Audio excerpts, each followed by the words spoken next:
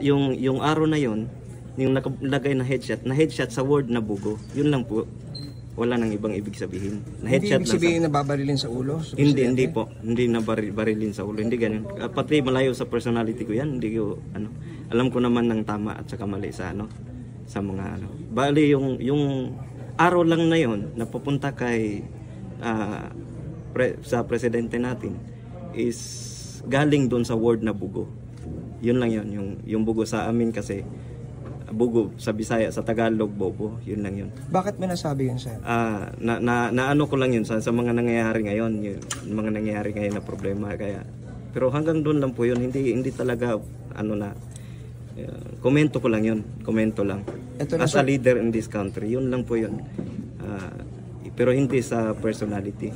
Meron ka bang gustong ipahatid na mensahe? Kasi sir, ito, pero para sa akin po, naghihingi po ako ng pasensya na iba po yung ibig sabihin may mga nagpakalat na gano'n at saka yung may mga baril-baril, hindi na po sa akin yun. Wala po akong ganyang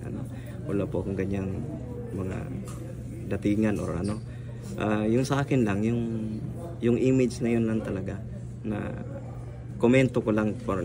Ang meaning kasi nung image, parang nagkomento lang ako sa nangyayari ngayon.